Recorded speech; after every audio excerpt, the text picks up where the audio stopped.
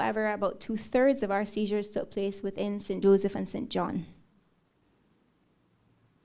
All right, so now we're going to change gears again. And at this point, we're going to look at some offense data that was recorded by the Criminal Justice Research and Planning Unit, and specifically the sentence outcomes for various drug offenders. And this data was taken from the magistrates' courts in Barbados. So here you can see that the majority of persons who were sentenced in our magistrates' courts for drug offenses were actually involved in cannabis-related offenses. So that lines up with what we saw coming from the police, where most of the offenses or the charges taking place were cannabis-related. There were fewer cocaine offenses being tried within our courts, and there was one person who was tried for methamphetamine-related offenses. But again, we point them out because that is highlighting the presence of this drug as well. What I did here was I pulled out the top 3 sentence outcomes for the top 3 offenses within each drug type. So you can see that within cannabis offenses, possession, trafficking, and intent to supply were the most common. And those tried for possession were most likely to be convicted, reprimanded, and discharged, while those tried for trafficking and intent to supply were most likely to be reprimanded and discharged. Within the cocaine offenses, trafficking, intent to supply, and possession of apparatus were the most common, and those charged with trafficking and intent to supply were most likely to be convicted, reprimanded, and discharged, while imprisonment was the most likely outcome for those who possessed apparatus, though there were a few persons who received a CRD as well. Now, in terms of methamphetamine, that one person that we saw before, they were charged and tried for both possession and intent to supply. And for the possession charge, they received a bond, and for intent to supply, they were reprimanded and discharged. In addition to the cannabis, cocaine, and methamphetamine-related cases in the courts, there were also a number of other cases involving controlled drugs that were not identified, and 95% of these were related to possession, intent to supply, and trafficking. And in each case, persons were most likely to have been reprimanded and discharged. Our last set of data for 2021 that we're going to look at comes from the Government Industrial School. And during that year, there were 52 offenses for which wards were either remanded or committed to the school. And 2 of these 52 were drug-related, and both involved possession of a controlled substance, and in each case, that substance was marijuana. And both of the wards charged with this offense were 15-year-old males. Now, on occasion, the judge presiding or the magistrate presiding over a ward's case will request that they be drug tested. And in 2021, 10 wards were tested, and 3 of them tested positive for marijuana use. All 3 were male, 2 were 15, and 1 was 14. So again, it's lining up closely with the test results that we're seeing coming from the Edna Nichols Center. Similarly, there were no wards who tested positive for cocaine use.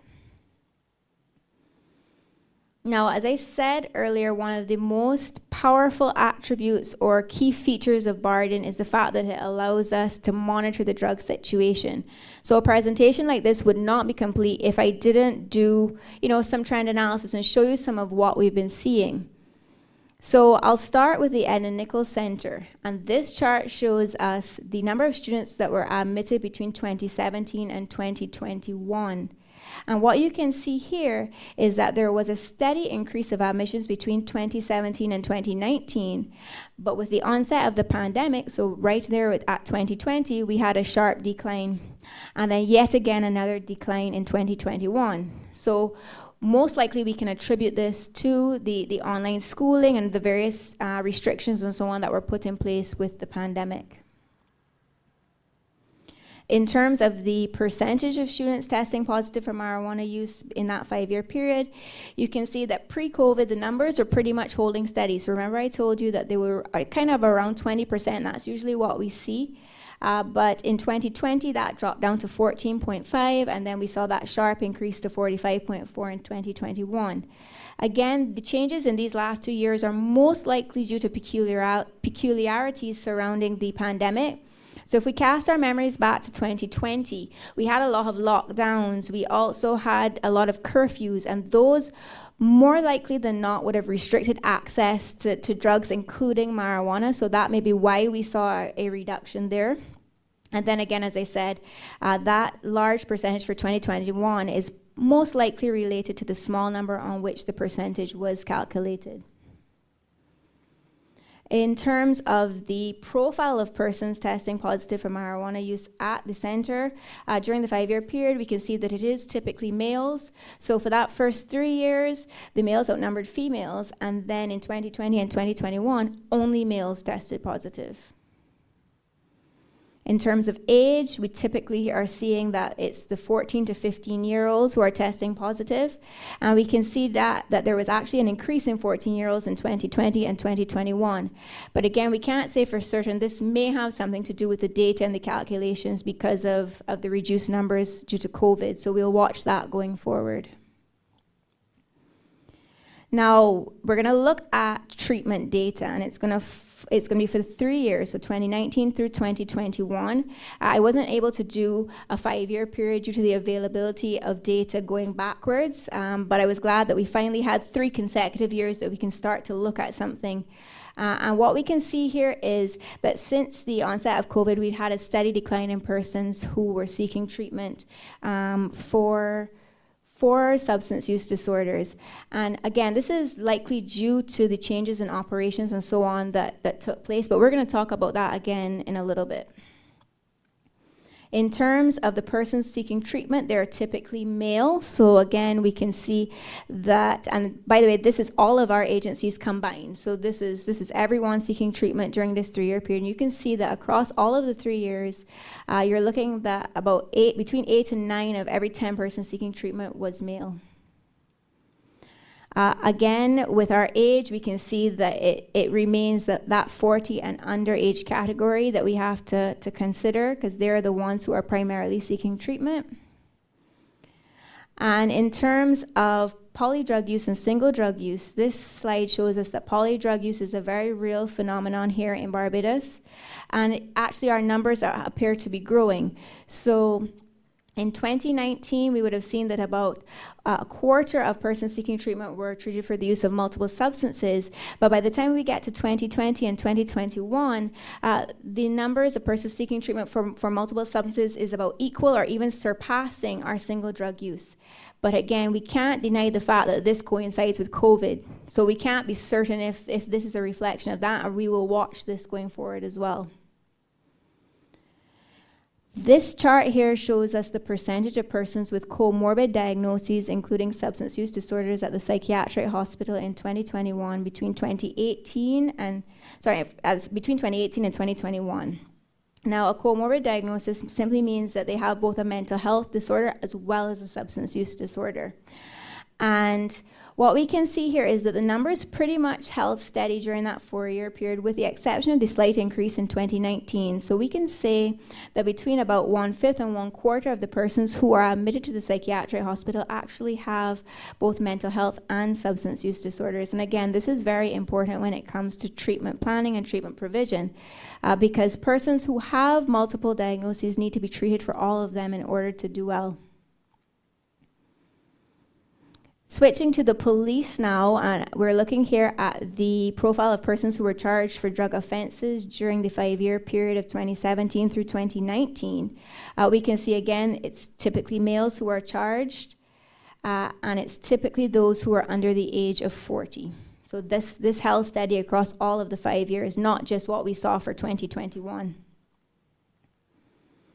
The drug offenses here by drug type show us, again, a similar picture to what we saw for 2021, with cannabis being the substance that really captures the attention of law enforcement officials. But if we look a bit more closely at 2017, 2019, 2020, and 2021, these years show us some of those non-traditional substances. I see data regarding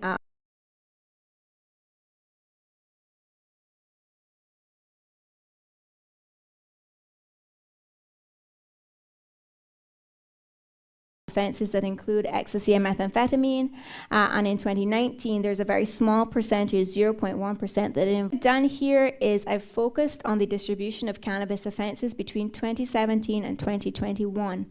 And I did this for two reasons. One, because of course we saw that cannabis took the lion's share of the offenses, but also we had a number of legislative changes related to cannabis in 2019 and 2021. So specifically, we had the enactment of the Sacramental and Medicinal Cannabis Acts in 2019. And then in 2021, we had the Drug Abuse Prevention and Control Amendment Act that was passed, which removed criminal penalties for the possession of 14 grams or less of marijuana. So I wanted to see what would happen. Did it have any effect on the data? And at first glance, what we notice here is that, again, possession was the most common offense across all of the years. But from 2019 onwards, we start to see a reduction in the percentage of persons who were charged with possession. Simultaneously, we are seeing an increase in the number of persons charged with more serious offenses, so such as trafficking and offering to supply.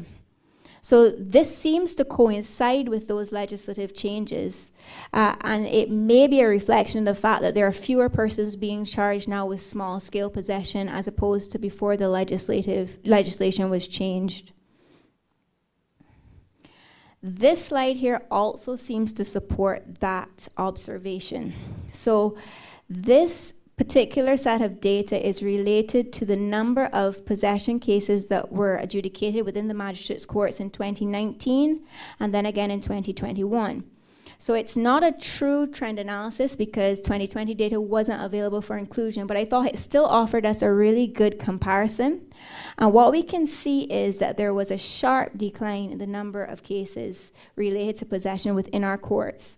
So that actually amounts to a reduction of about 71%. So it's quite a high reduction. And this will line up very closely with that change to the Drug Abuse Prevention and Control Act. So that removal of the criminal penalties, okay? Now, that was my last data slide. So what we're going to do at this point is we're going to look at some of the issues that seem to be coming out of the data, and then what I'll do is pose a number of related recommendations as we go. Now, I want to go right back to what I was just talking about. So that whole issue of the changing legislation and the potential impact that it's having. So as we saw, there was a decrease in the number of persons being charged as well as tried for marijuana possession. So this will translate into a reduced load on the penal system, but it also will then mean that that will bring with it lower costs. And that includes lower costs when it comes to incarceration in cases of where persons receive a custodial sentence. So of course, that is definitely an advantage both judicially as well as economically. Now, at the individual level, we know that persons with a criminal record, they tend to be stigmatized. So as a result, they tend to have, difficulties getting employment. They tend to have difficulties getting travel visas, and they face other forms of discrimination as well. So for them, avoiding a criminal charge is going to be a plus, but that is not the be-all and the end-all. We need to make sure that persons who are dependent on the substance can receive the help that is needed. And I think a lot of it has to do with the approach that's taken. So if we look at Portugal as an example, they were actually the first country to decriminalize the possession of small amounts of all illicit drugs, including marijuana. But to date, they have not recorded any increases in drug use. Instead, they have seen decreases in problematic use, decreases in adolescent use, and they've also seen decreases in the health harms and social issues associated with drug use. And their success is likely due to the approach which they took. So when they removed their criminal penalties, they simultaneously increased their treatment and their harm reduction approaches as well. So that is what likely has them in good stead. Now, the Drug Abuse Prevention and Control Amendment Act of 2020, in addition to removing the criminal penalties for the possession of 14 grams or less of marijuana, also makes provision for persons to be referred to the NCSA for assessment and counseling. But while we're seeing that decrease in persons who are being charged, we're not seeing an increase in persons coming to the NCSA. So what that means for us is that we need to start to talk to the key stakeholders. We need to figure out what's going on, because it's important for us to make sure that everything is in place so that persons can be diverted to the NCSA as the law intends. So we're going to need to have those discussions with everyone. Now, in addition to doing that, we also need to monitor the impact of the changing legislation on marijuana use at the national level. So we're going to need to do some research on that. And the international or regional studies have shown mixed results. So some have shown that there is a relationship between relaxed marijuana laws and marijuana use, while others show that there is no relationship. So what we need to do is figure out exactly what's going on here on the ground in Barbados, because that type of data is going to feed into that evidence-based approach which I spoke about earlier. So it's going to help to guide our programming and our policy development. Now, the NCSA, we are planning a secondary school survey, so that's going to be our 4th survey, and we are hoping that we can get that off the ground before the end of the academic year, and it should help us to partially address the data gap. But we need to do more. So we need to do some more surveys, so nationally representative ones. But we also can do some qualitative research. We can also use some rapid assessment studies so we can get speedy results on certain things as well. And we can focus, on, yes, the national population, but we can also focus on adolescents and other, other special groups, other persons who may be at risk as well. Another important issue that we need to talk about is the reduced treatment uptake, which we saw. So remember, we would have seen in the slide that since the onset of COVID, there was a steady decline in persons who were going in for substance abuse treatment. Now, anecdotal reports suggest that this has nothing to do with a reduced need for treatment. Rather, it's more a reflection of operational changes which resulted from the restrictions that were in place. And this is concerning because we know that substance use is associated with various social and health issues. So we're talking about things like the increased risk for disease, both infectious and non-communicable, the increased risk for homelessness, crime, those sorts of things. And these are issues which can affect the individuals as well as their families and the society at large. There are also things that can threaten our public health and our public safety. And as such, they will ultimately lead to increased government expenditure on health care and social support, as well as crime prevention and the penal system. On the flip side of that, we see research which shows that for every $1 spent in treatment, between $4 and $7 is saved on healthcare costs. Likewise, for every $1 spent in treatment, upwards of $7 is saved on law enforcement costs. So again, this really shows us that we need to put a focus on treatment, and we need to work towards getting our numbers back to where they used to be. So at least get back to those pre-COVID levels, if not surpassing them. And one of the ways to do that is by identifying and addressing the barriers to treatment. Now, there are a number of traditional barriers which exist, and these include things like a perceived lack of need for treatment, fear of stigmatization, privacy concerns, etc.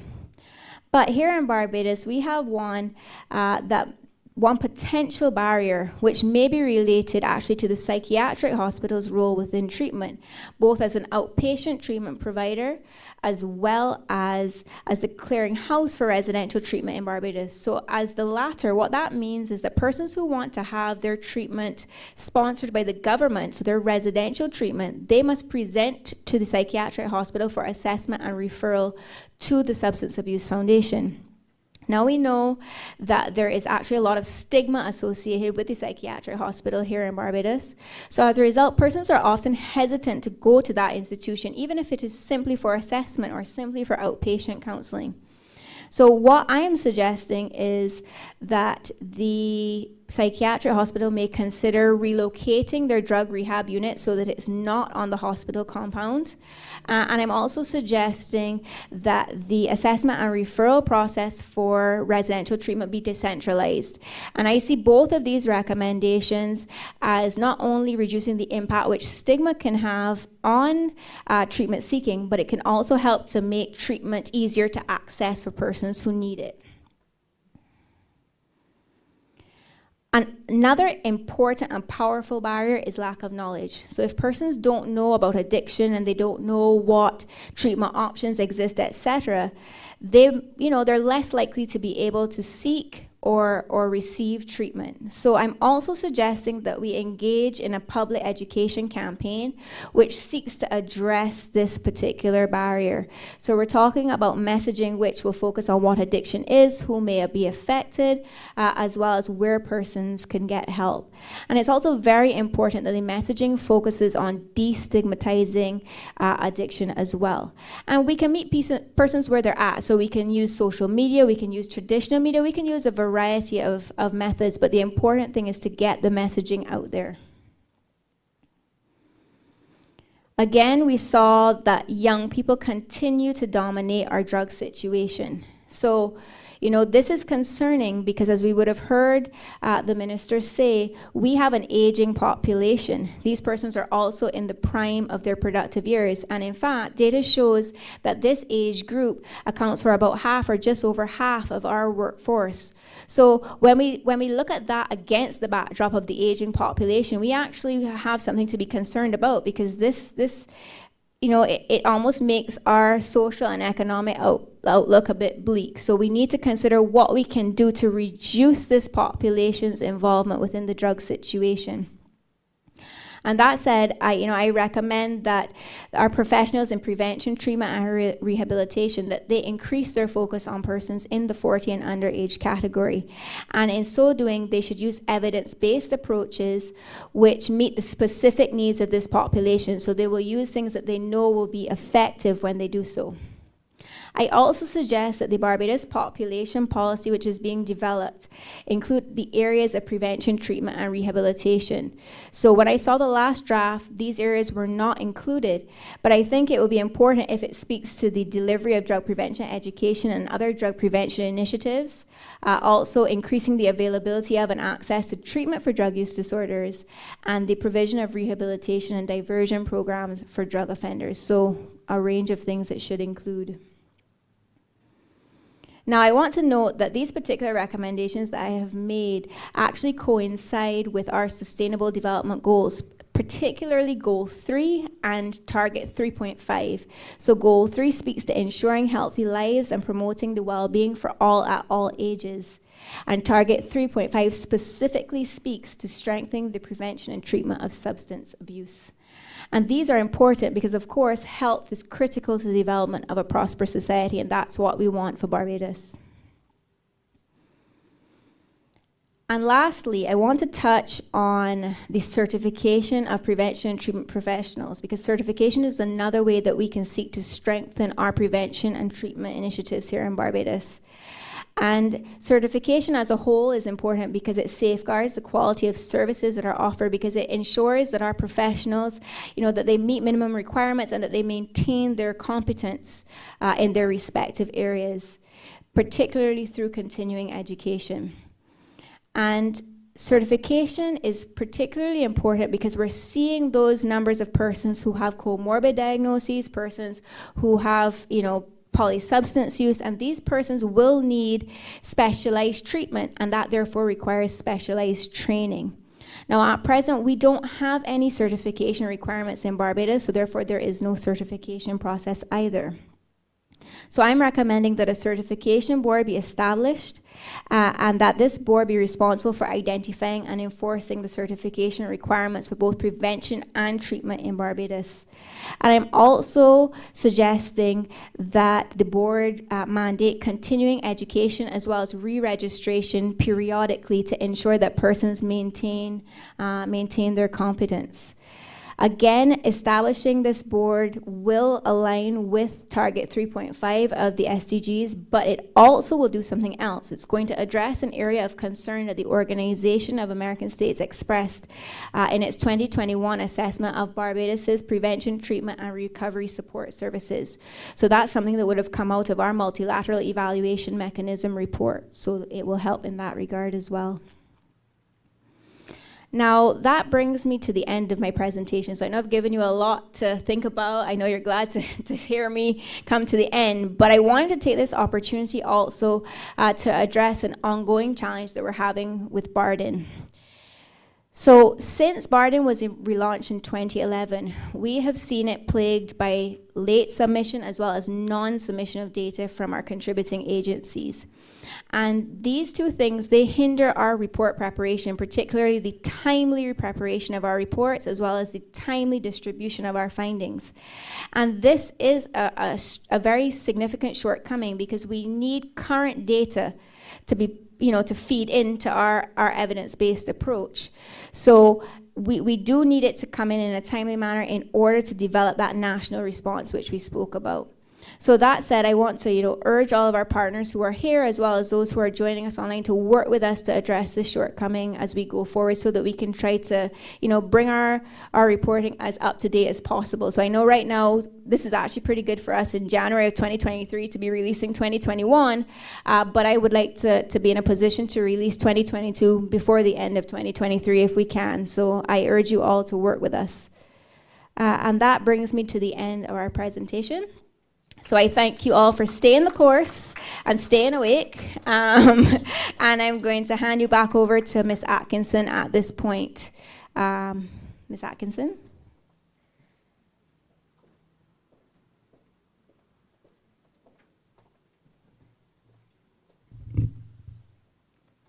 Thank you, Ms. Foster, for a most insightful and comprehensive report and also for those recommendations. I must say that prior to, the minister has to take leave, but prior to his leave, Minister, if there are any salient comments that you wish to make prior to making your departure, we would invite you to do so now. Thank you.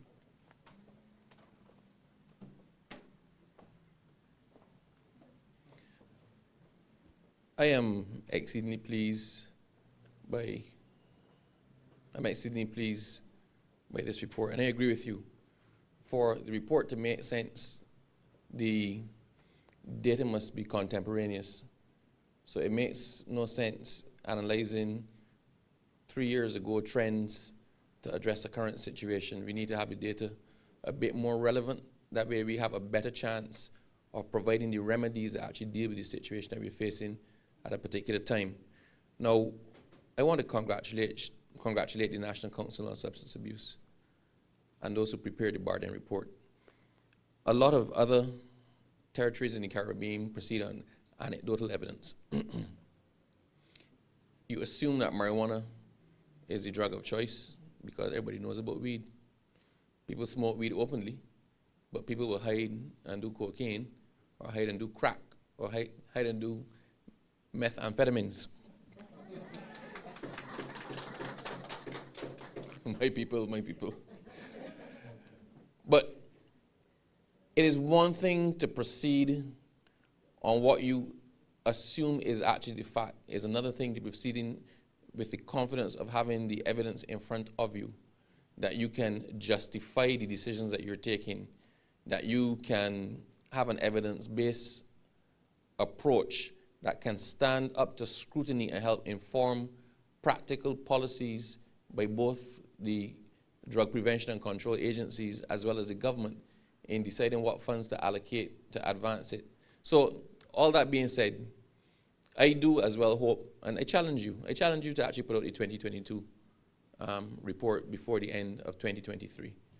And Curtis, for those agencies that fall under us that are tardy with their reporting, then we're all under one ministry. We need to do the things that we need to do to ensure that the National Council on Substance Abuse has the evidence and has what it needs to produce its reports and inform its policies. They can't do it by themselves.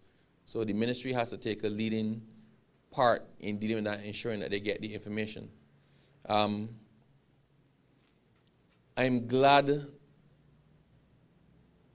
to see the numbers. I'm glad to be in a position to actually tell the Prime Minister and show the Prime Minister report and say, look, this is what we're dealing with now. I'm glad that we're in a position to actually tell the police, you need to now start to be on the lookout for these things. This is what they look like. And if we can actually pre-warn them that these are the consequences when these drugs creep in to a society, you're not just dealing with this person and this reaction, but you're dealing with some things a lot more extreme. So all in all, the fact that it is there in black and white, the fact that it is there, the proof of the pudding is in eating, the fact that it is there not as a suggestion, not as a theory, but as a fact to inform decisions and policies, stands us in very good stead for this year. So I congratulate you entirely on the work that went into producing this. And we as a government, those of us in law enforcement, and I put on my Attorney General hat today because I'm still the Attorney General for another couple of hours, right? The police service can make very good use of this. I just will clarify one other thing that you said. Possession simpliciter is, you call it small scale possession.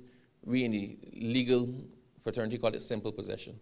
So when you have a negligible amount of the drug that doesn't cross a certain threshold, we call that simple possession. The simple possession went out entirely, right, with the limits that are allowable under the legislation. So what you're getting now when you see possession is possession as a fact, so the more serious aspects of possession. But your numbers have come down. We call all of these simple possession ones now are gone. They don't bother to charge. The police will take it away, tear it up, throw it on the ground.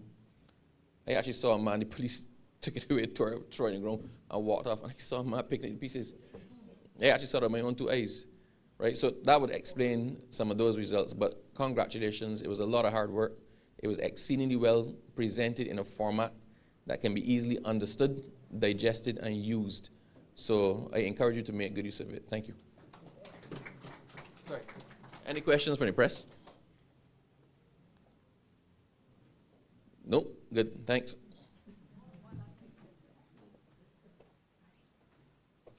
We crave the Minister's indulgence. At this time, I'd like to invite Manager Hunt and our PR consultant, Ms. Roberts, to make a small presentation on behalf of the board and management of the National Council on Substance Abuse.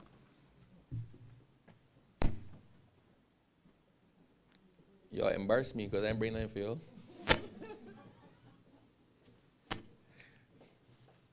My mother always told me when you think you can get a gift, you should walk with one too.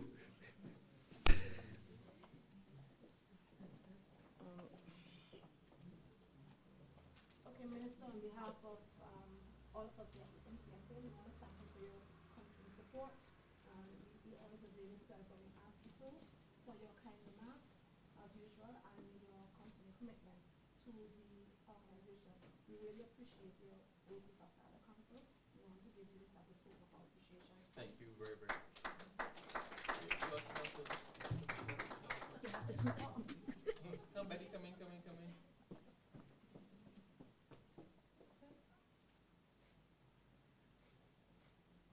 Thank you very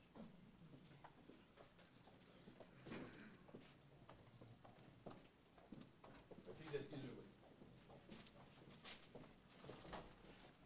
Thank you, Minister, and thank you all for your indulgence as well. Certainly, this is Drug Awareness Month, albeit the last day of our month of activities for 2023. But we have as our theme this year, our workplace, our future, our workplace. And therefore, that continued collaboration is key in addressing matters related to the workplace and preventing substance abuse. And therefore, it is a pleasure to have with us this evening to make a presentation on substance abuse in the workplace, our colleague and friend. She is also a mental health and family therapist who will now present. Please welcome Ms. Sharon Moaz.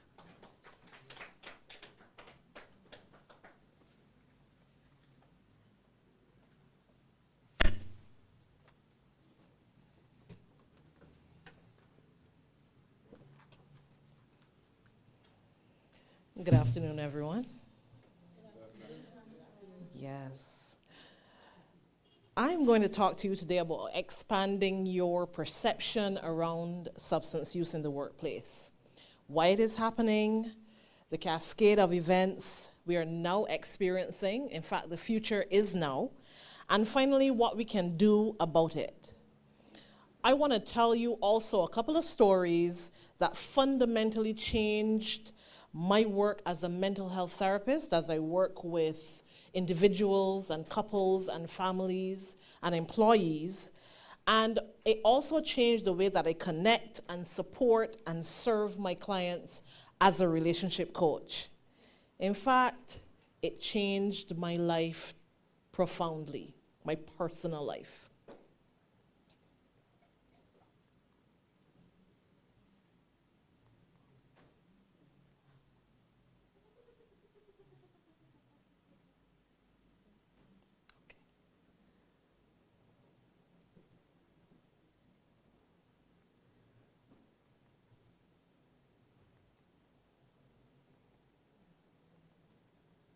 Okay.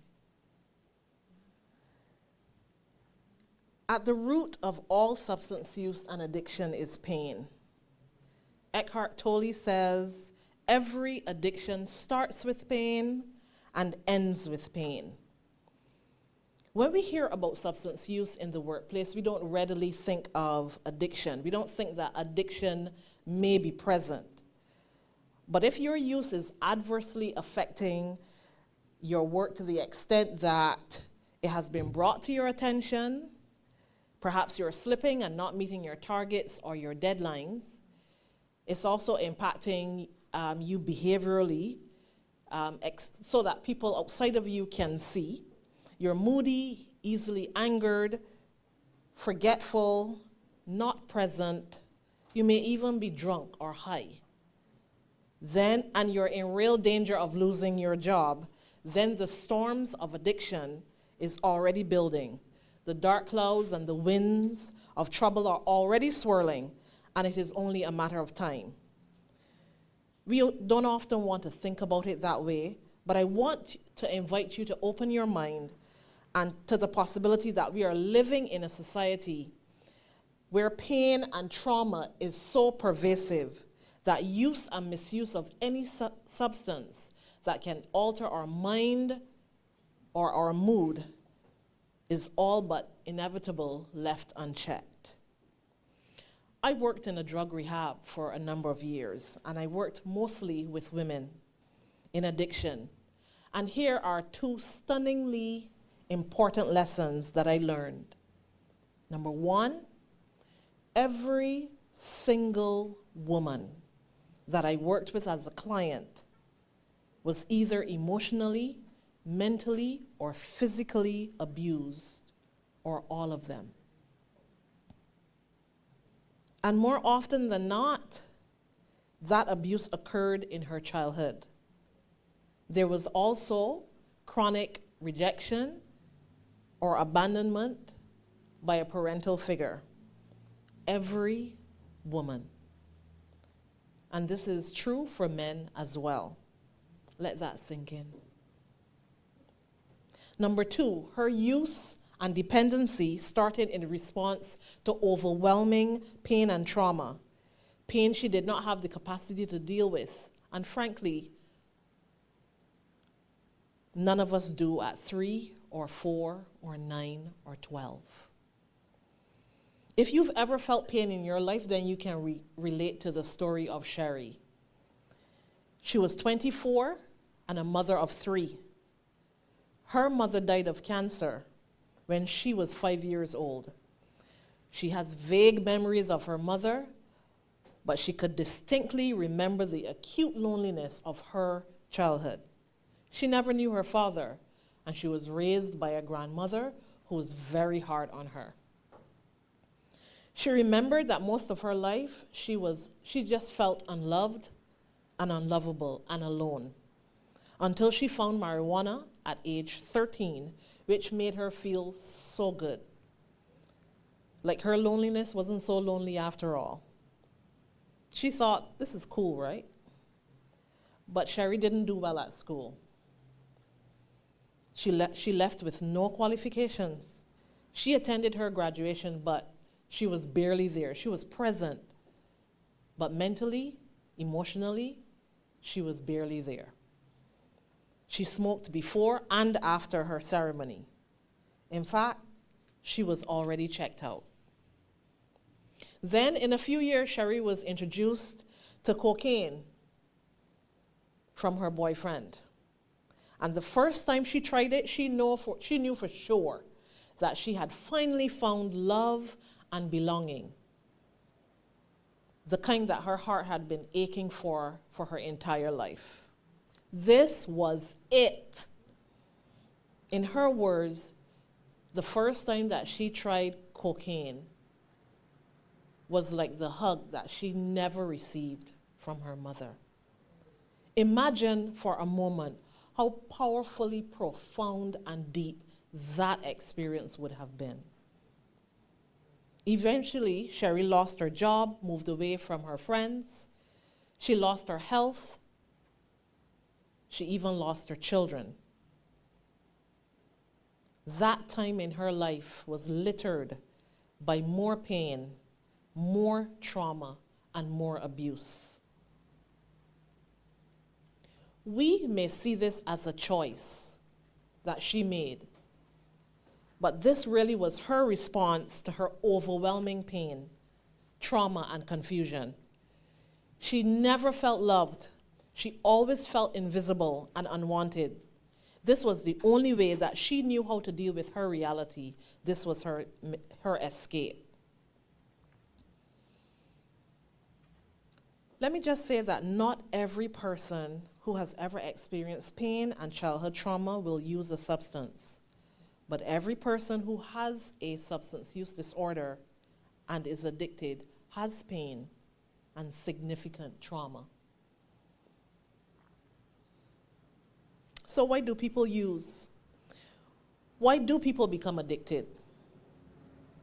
According to Gabor Mate, the renowned addictions expert, author, and speaker, and I quote, "People have deep emotional problems they don't have the capacity to solve." It is important that I tell you Sherry's story because as I outline the signs and symptoms of substance use in the workplace and what employers can do about it, I want you to remember that at the root of all substance use and addiction is pain. And I want to say this because it was mentioned earlier about the percentage of men versus women who are using substances. For every one man who is addicted, there are 4 or 5 women that he has introduced to his drug of choice. Sherry was one woman, one such woman.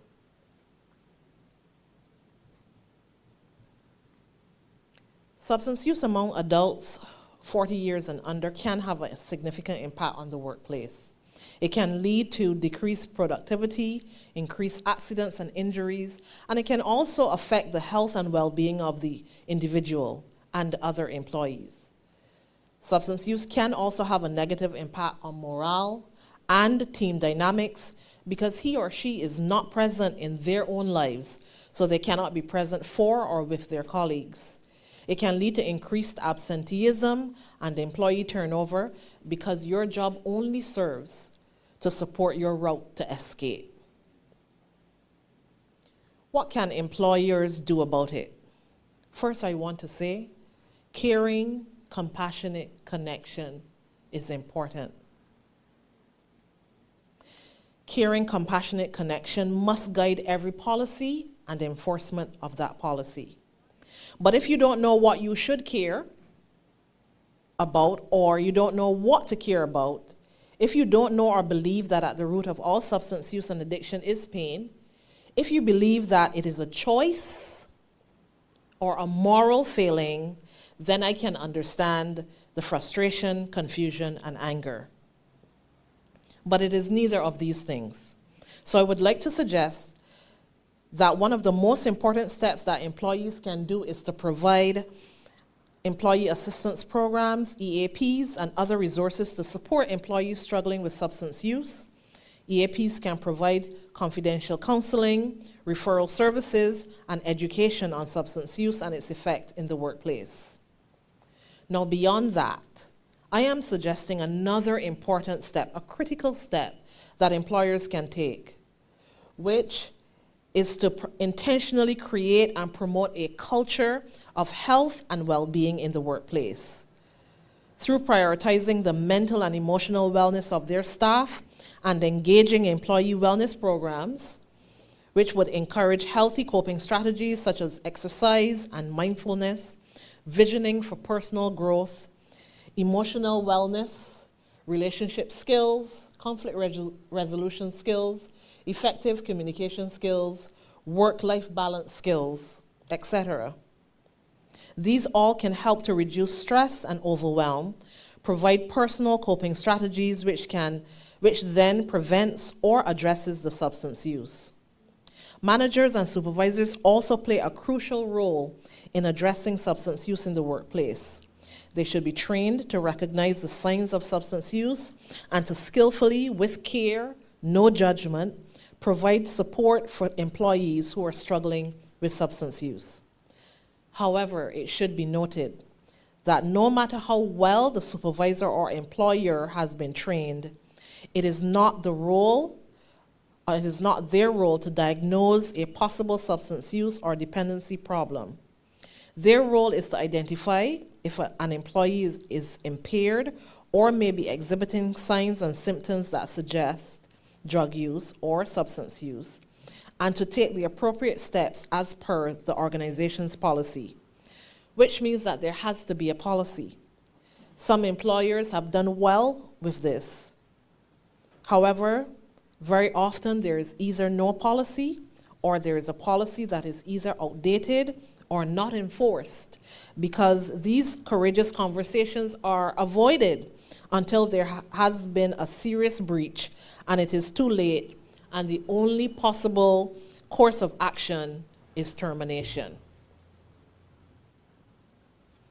In the case where the employee can be referred to an external service provider, the employer and employee has three options in this case.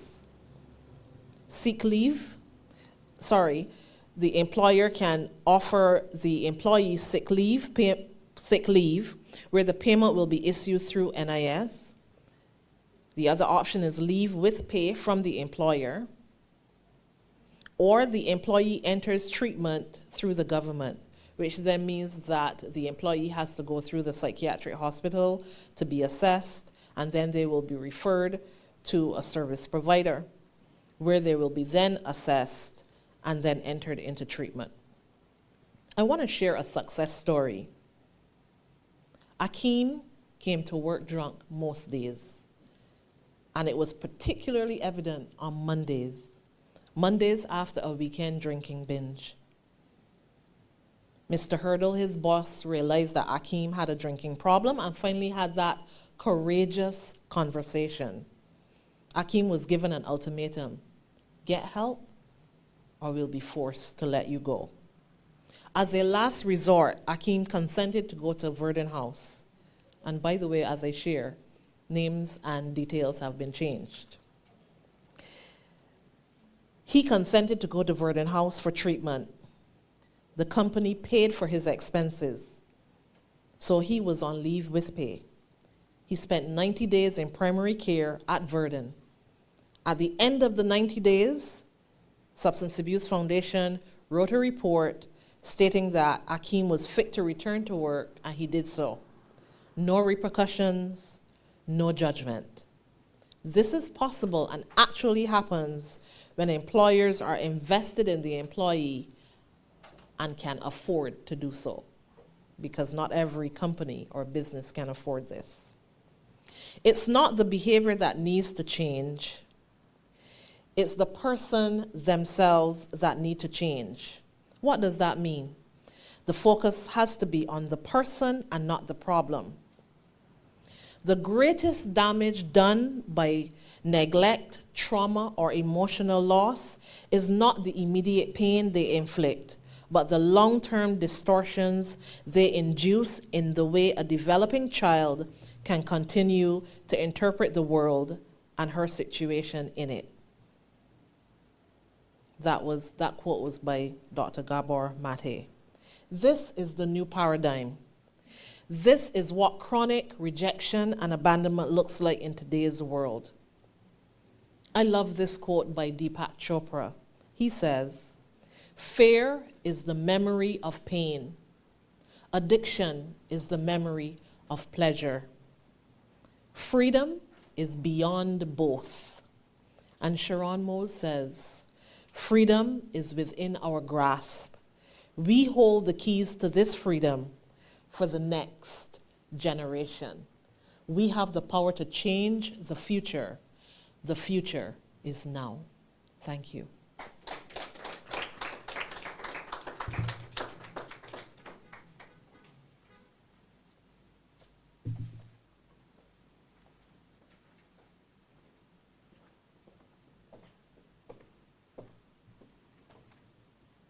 Thank you very much, Ms. Mawaz, for sharing. And as you would have stated, we have the power to change the future, and the future is now. Thank you for that. It was a more experiential approach to understanding substance use in the workplace and advocating to employers that they too need to be educated and understand the root causes of why people use and how best we can work together with the appropriate support and trained persons to prevent substance use in the workplace. So thank you so much. We have, as per our agenda, a question and answer session, but as was indicated earlier, there are no questions at this point from the media, and therefore it is a pleasure now to invite Dr. Ronald Chase. He is a member of the Board of Directors of the National Council on Substance Abuse, and he also wears a dual hat in that he is the Senior Registrar with the Psychiatric Hospital. Please welcome Dr. Chase as he delivers closing remarks.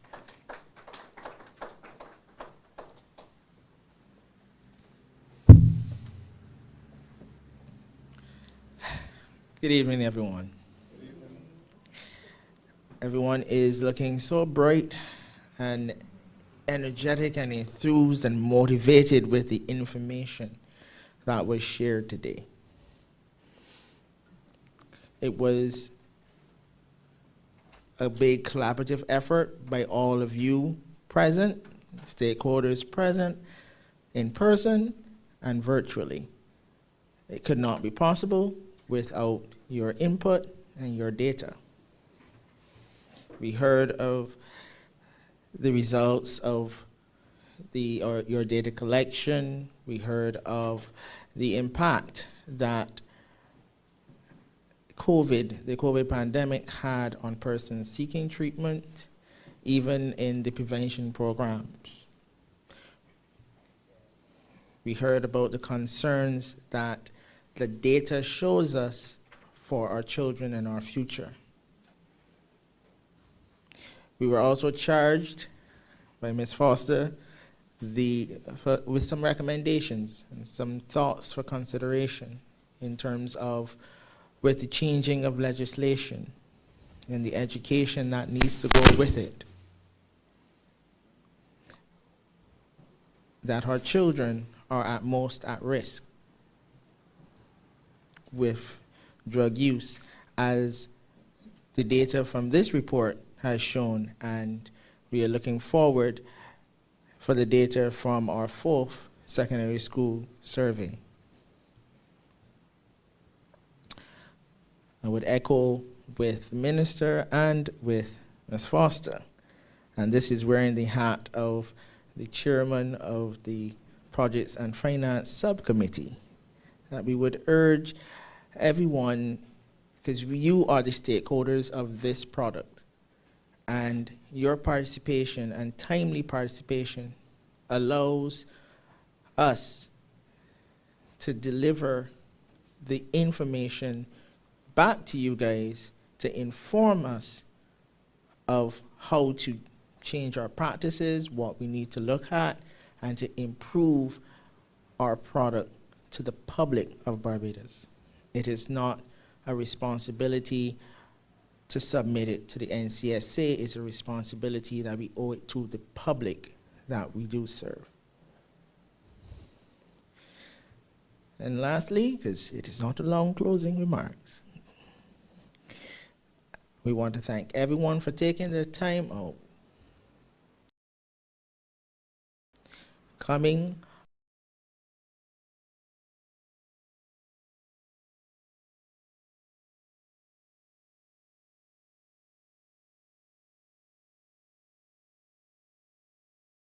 either in person or tuning